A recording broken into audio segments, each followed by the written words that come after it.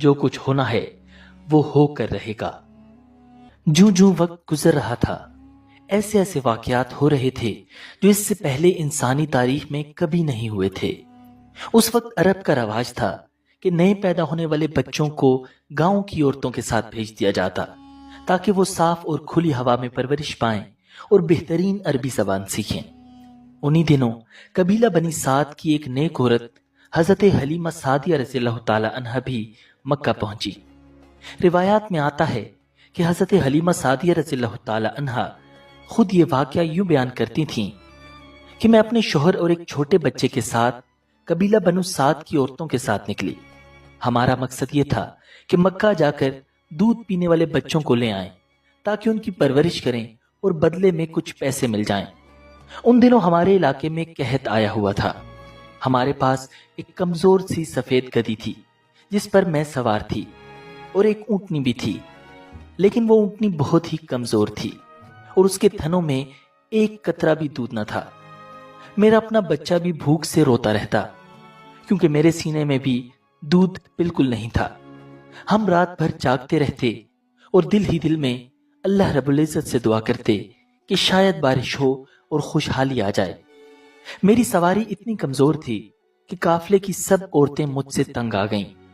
काफला आगे निकल जाता और मैं सबसे पीछे रह जाती। किसी तरह हम सब मक्का पहुंच गए। मक्का में हर औरत को रसूलुल्लाह सल्लल्लाहु अलैहि वसल्लम पेश किए गए, लेकिन जब सबको बताया जाता कि ये बच्चा यतीम है तो सब इनकार कर देती। वो कहती, यतीम बच्चे से हमें क्या फायदा होगा, न इसका बाप है जो हमें कुछ दे सके, न ही घराना बहुत मालदार है। यूं हर औरत ने आप सल्लल्लाहु अलैहि वसल्लम को लेने से इनकार कर दिया। मेरे साथ आने वाली हर औरत को कोई ना कोई बच्चा मिल गया, मगर मैं चूंकि देर से पहुंची थी तो मेरे हिस्से में कोई ना आया। जब काफला वापस जाने लगा तो मैंने अपने शोहर से कहा, यह अच्छा नहीं लगता कि सबके पास बच्चा हो और मैं अकेली खाली हाथ वापस जाऊं। क्यों ना इसी यतीम बच्चे को ले लूं। मेरे शोहर ने कहा, ले लो, शायद इसी में अल्लाह रब्बुल इज्जत हमारे लिए बरकत डाल दें। यूं मैंने आप सल्लल्लाहु अलैहि वसल्लम को अपनी गोद में ले लिया। जो ही मैंने आपको गोद में उठाया और दूध पिलाया तो हैरत हुई कि मेरे सीने दूध से भर गए। आपने जी भर के पिया। फिर मेरे अपने बेटे ने भी सैर होकर पिया और दोनों सुकून से सो गए।